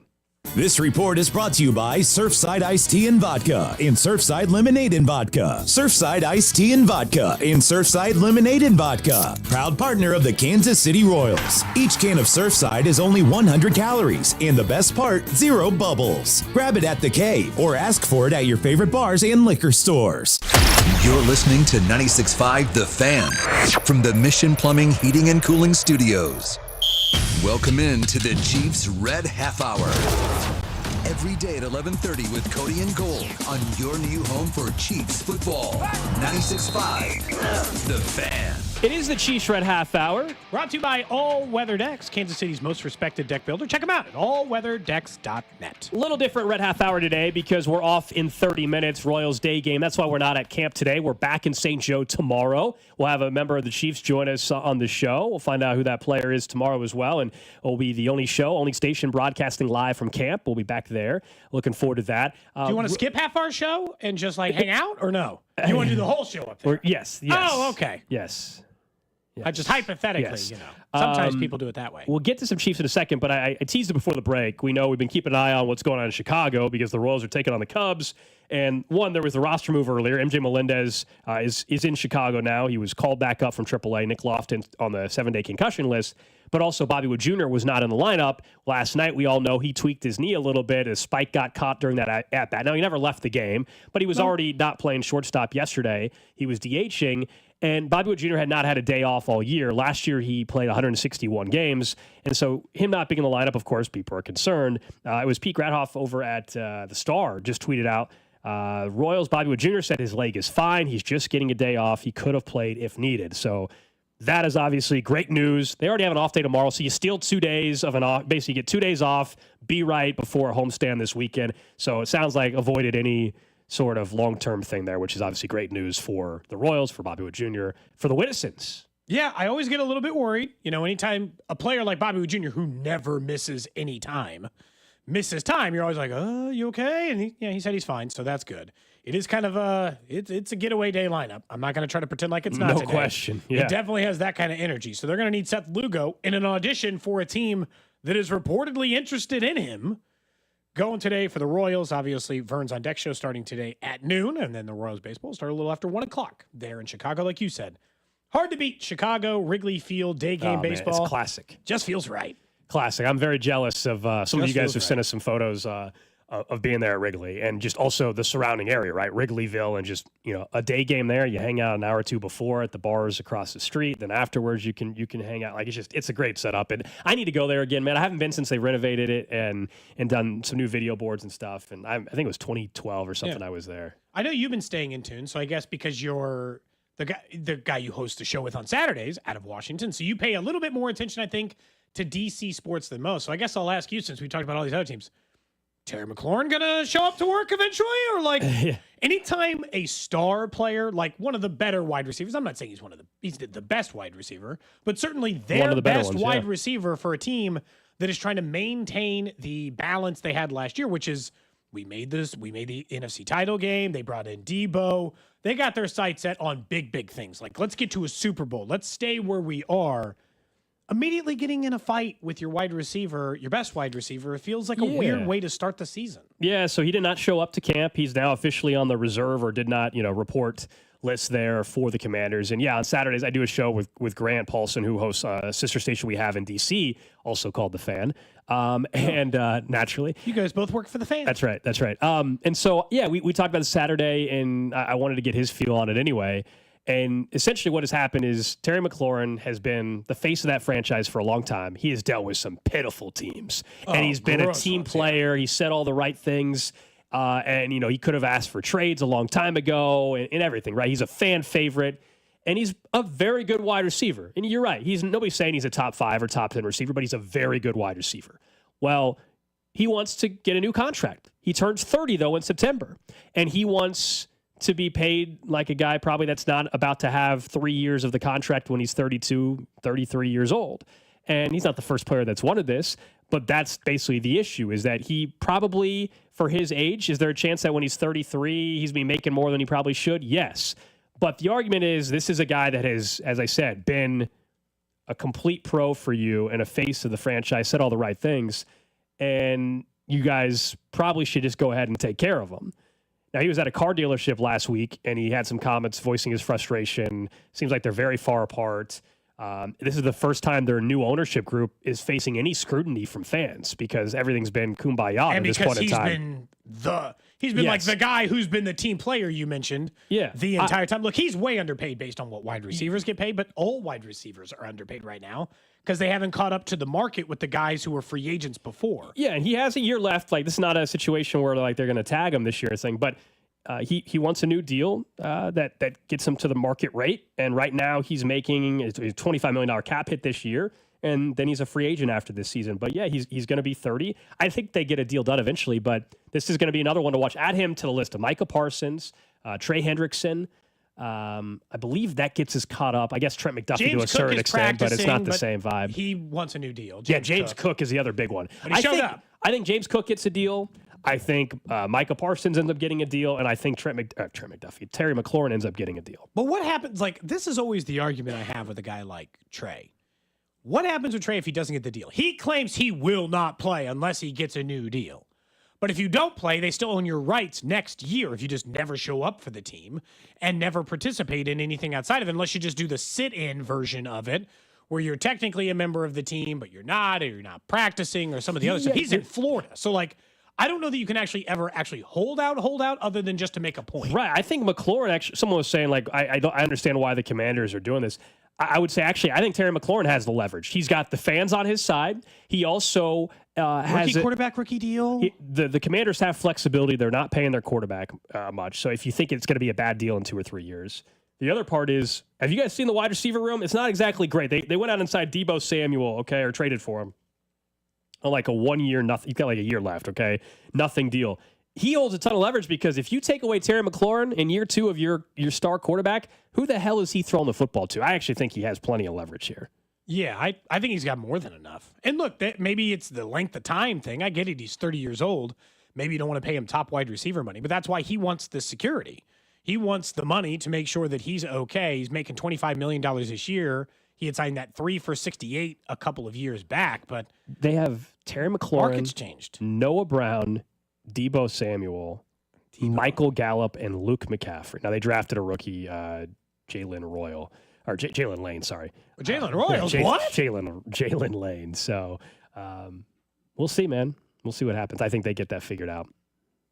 I think that he's in order of most likely to get a long-term deal to least likely. He's second probably for me. The numbers are still probably the most difficult, I think, on that end. I think James Cook is just definitely getting paid. I think Trey Hendrickson's still the least confident I am out of any of those guys, maybe outside of it. So they're just kind of stuck in a weird spot. Just feels like, I don't know, maybe it just feels like a heavy year of it. Just feels like more than normal or later into the year than normal. Yeah, people are misconstruing the leverage part. Someone's like, he doesn't have leverage because he has to work. He has to work. I get that, but I just told you this Commanders team went into the NFC title game last year. That has a star quarterback in his second year. It is win now mode for the Commanders. They're also trying to get a new stadium. The ownership group to this point in time has been just on a complete magic carpet ride in terms of no criticism at all. So yes, do I think Terry McLaurin is going to miss the entire season? No. There is still value for a franchise like that, or any, when you have a fan favorite player that stuck with you, that also is important for you to have any bit of success this year to also do right by the player. So I understand both arguments on the leverage part, but if you're the Commanders, do you want this going on for another month? And that's where I think the player has some leverage. That's all. Speaking of fan favorite players, we had opened the show talking a little bit about Tyron Mathieu, who had announced his retirement a day before he was supposed to report to Saints camp yesterday. First off, he just quit because they're bad, right? That doesn't feel like Tyron Mathieu, but they stink and they're going nowhere. And maybe he's just like, I can't help this team enough, because that was a surprising retirement. Yeah, it was surprising. I don't know the answer. We're trying to get him on the show. He's been on the show with us in the last couple months, actually. So you can imagine his phone has been blowing up with the retirement announcement. So maybe we'll get him on the show at some point. But him and his wife, I believe, just welcomed in a new child to the world like a month or so ago. Is that part of it? Is it also that he knows that it's Tyler Shuck or Spencer Rattler or Jake Haener as the quarterback of the brand new head coach and regime, and this year could be long and ugly in New Orleans? I don't know. Maybe it's a combination of both. Maybe he just said, my body's not feeling right. I have no idea. Speculation. But yeah, I was surprised to see that news yesterday. And I still think he, despite Twitter arguments and things like that rubs the fans the wrong way, I think he was so important to the current run that we're talking about the Chiefs being on. I know it was 3 years of him, not 5 years or 10 years, but the first year he showed up was a complete shift defensively. I think other than Mahomes, the first Super Bowl that this era achieved and won, he was as vocal as anybody leadership-wise on the team. I'm not saying he was the second best player on the team. I do think he was one of the top 7 players, top 5 easily. Yeah. Actually, I'd argue top 4 for that 2019 team. Behind Tyreek, Mahomes, Jones. Then him, I would argue. Yeah, without pulling up the roster. It doesn't mean other players weren't good, just in terms of Schwartz. leadership and everything like that. Yeah, Schwartz, obviously, but I'm just saying leadership, total package. Yeah. Him and Spags shifted the entire defense and culture. I think he was so vital for this. And, I think he will get his proper due as time goes on in Kansas City, meaning, there's a lot of texts we've gotten in on the show and tweets yesterday asking about, like, hey, should he be a Ring of Honor guy?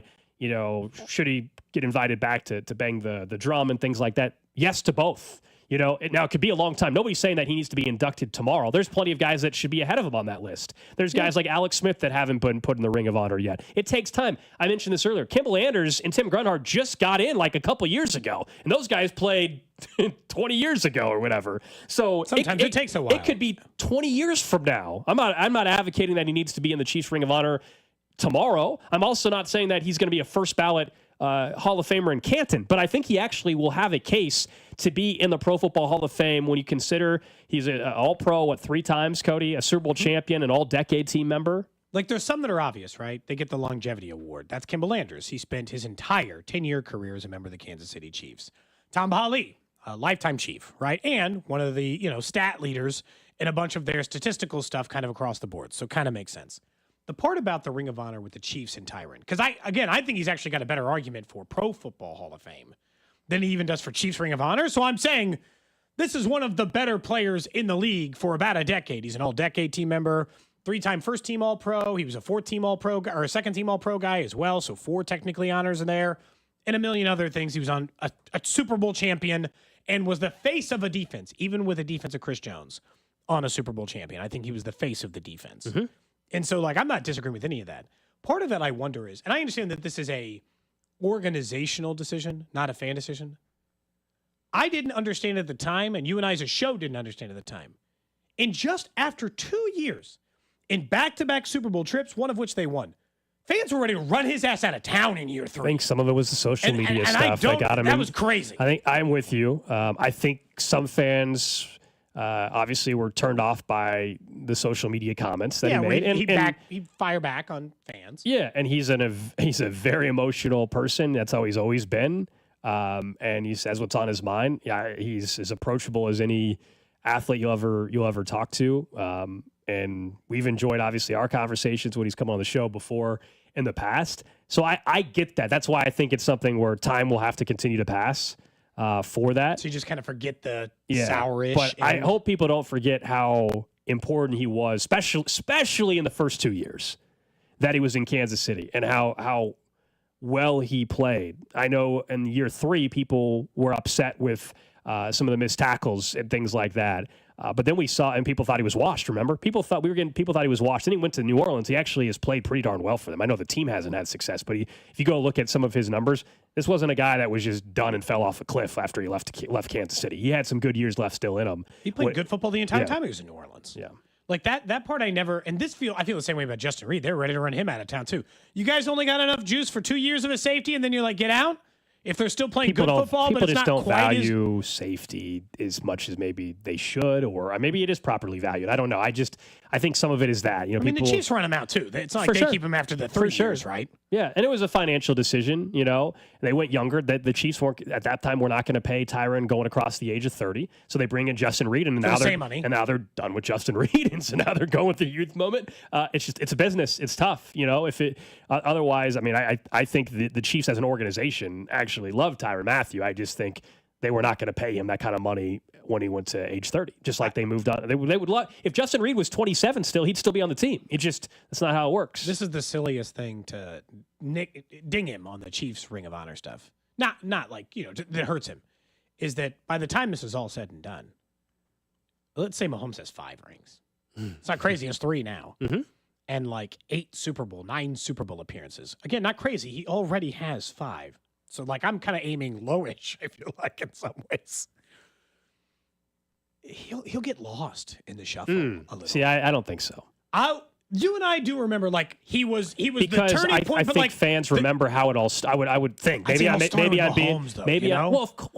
was the turning point. Of course. Well, we would go way back. Start with Andy Reid, and then Mahomes, and then Spags, and Tyron Mathieu, and Frank Clark. I mean, but I think Chiefs fans are smart enough to recognize that what the defense was prior, and that the first run to Miami, Tyron Mathieu at that point in time was as important as anybody on this team. I don't disagree, but I think time will fade with that because of championships and Super Bowl appearances and other heroes showing up in other games, because you'll remember these other guys who had these Super Bowl moments or these Super Bowl runs or these things that they were a part of, because if they rack up so many, it's hard if you're only a part of one. Look, I'm not saying he's going to be behind guys who have 2 Super Bowl rings like Nick Allegretti. I'm just saying, it's hard to, I don't know, Nick didn't do anything to deserve that. You get the point. In the level of importance of the pantheon of where they are in these titles, I think he'd be a lock for the Chiefs Ring of Honor if they just won the 1 Super Bowl and they were just like a regular franchise who won sometimes, and it had been 50 years and he was a part of that thing. I think it'd be no question. But their success hurts him.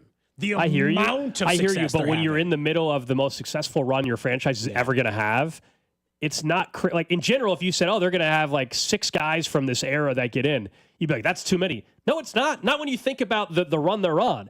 I mean, they're most successful run that they. I mean, the Patriots have a bunch of guys. They're inducted. Some got in. Obviously, multiple guys got into Canton, but also their Ring of Honor. It's not just Tom Brady and Gronk. Those aren't the only 2 guys that are being honored.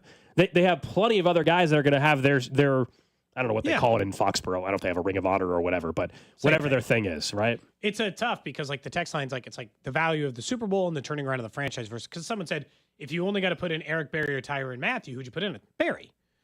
I mean, he played. But you can put in both. I don't have to only put in one. I don't have to only put in one. It would be Berry if I could only choose one, but you're right. Yeah. And especially I'm biased too. I'm biased too. I've told you at the time, when they moved on from Tyron Mathieu is one of my favorite Chiefs players in the last 15 or 20 years. So I'm likable person, incredible to cover, very approachable. But I also think there's just a very strong case for him to get into not only the Chiefs Ring of Honor, but eventually Canton. Not a first or second ballot guy, but it's as time goes on. So we'll see. It's interesting. Congrats to him, though, on a hell of a career. Surprised that he hung it up yesterday. Had an Instagram post with the cleats hanging up, literally, and that was it. So we'll see if we can get him on the show. Royals baseball coming up in about an hour from now. How did you feel like Rich Hill earned start number 2?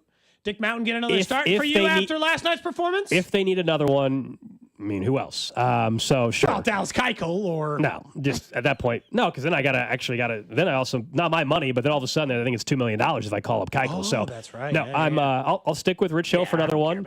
Depending on if I end up trading Michael Lorenzen or whatever, then I can talk about Keuchel. The only thing with Rich Hill is, boy, oh boy, you can steal on him. Slow to the plate. Just steal. Did he need to throw over more? I don't know. Or is it just his motion's so slow there's no choice? That was his defense absolutely let him down. I mean, he was fine. He pitched okay.